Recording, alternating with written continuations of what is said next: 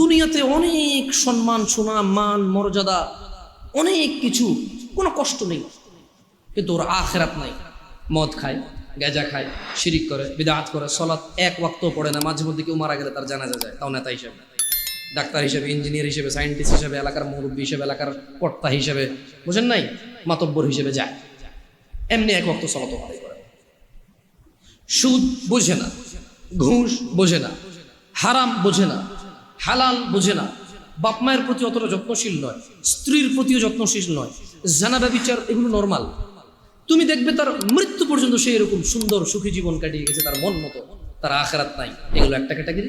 দুই, আখিরাত আছে, মরলেই আল্লাহ ওকে সুখ আর সুখ দিবে, ওকে আল্লাহ জান্নাতের বিছানা বিছিয়ে দিবে, জান্নাতের চাদর পরিয়ে দিবে আল্লাহ ওকে। মরলেই কবর থেকে জান্নাতের সুখ পাওয়া শুরু হয়ে যাবে। ও মরে গেলে আল্লাহ সুবহানাহু ওয়া তাআলা ওর আবার রূহ দিবে, ফেরেশতারা প্রশ্ন করবে, ও জিতবে, উপরের থেকে শব্দ আসবে, ফাফরিশু ফিল জান্নাহ, একে জান্নাতের বিছানা বিছিয়ে দাও, জান্নাতের চাদর একে দিয়ে দাও, সুখ আর সুখ, সুবহানাল্লাহ। কিন্তু দুনিয়া দেখবা জীর্ণ শীর্ণ অবস্থা, কেউ ইজ্জত করে না, কোন মানুষ 5 আনার দাম দেয় না, কোন মানুষ তার পরোয়া করে না, অভাব, অনটন, অসুস্থতা, দরিদ্রতা, যেদিকে যায় শুধু শুকিয়ে যায়, শুকিয়ে যায়, শুকিয়ে যায়। কিন্তু ওর আখিরাত আছে। কি আছে? তাহলে কয়টা ক্যাটাগরি গেল? 1, দুনিয়া আছে, আখিরাত। 2, দুনিয়া নাই, আখিরাত। 3, একটা ক্যাটাগরি আছে যাদের দুনিয়াও আছে, আখিরাতও আছে। সুবহানাল্লাহ। এরা দুনিয়া তো বেশ সুখের জীবন যাপন করে আল্লাহর সন্তুষ্টির সাথে। এদের যখন অসুখ হয় এরা সবুর করে, প্যানিক হয়ে যায় না, হতাশা হয় না। কোনো আসমানও যদি ভেঙে পড়ে এদের হৃদয়ে একটা প্রশান্তি আছে, আলহামদুলিল্লাহ, এটা ভাঙলে আমার কি আছে, এটা কি আমার না, যার আসমান সেই ভাঙছে, আমার কি।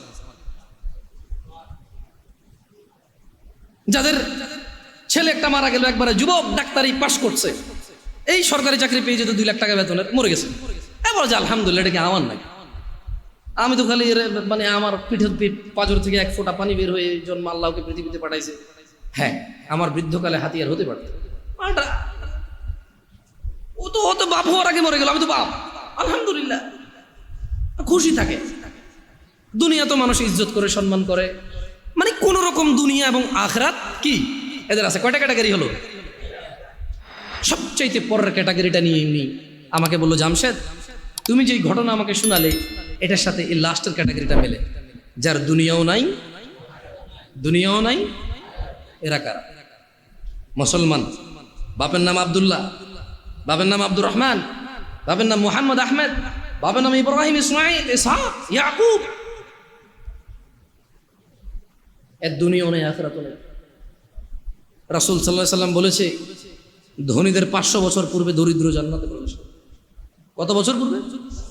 এই দরিদ্র জান্নাতে যাবে যে সালাত আদায় করে না, সিয়াম পালন করে না, ও সারা দিন কাজ করলে খেতেই পারে, জমি কিনতে পারে না, জায়গা কিনতে পারে না, ঘর করতে পারে না, বাড়ি করতে পারে না, কোথাও গিয়ে দাওয়াত খেয়ে 1000 টাকা দিতেও পারে না, কেউ ওকে তাই দাওয়াতও দেয় না। ও সারা দিন সিগারেট খায়, রোজা ভাঙে, হালকা কিছু সিগারেট, হালকা কটা ভাত খেয়ে বলে যে রিক্সা চালাই, বলে যে মাঠে কাজ করি। লা হাওলা ওয়ালা কুওয়াতা ইল্লা বিল্লাহ। ও তুমি মুসলমান শোনো, সিয়াম এটা ফরজ প্রত্যেক মুসলমান নারী এবং পুরুষের জন্য।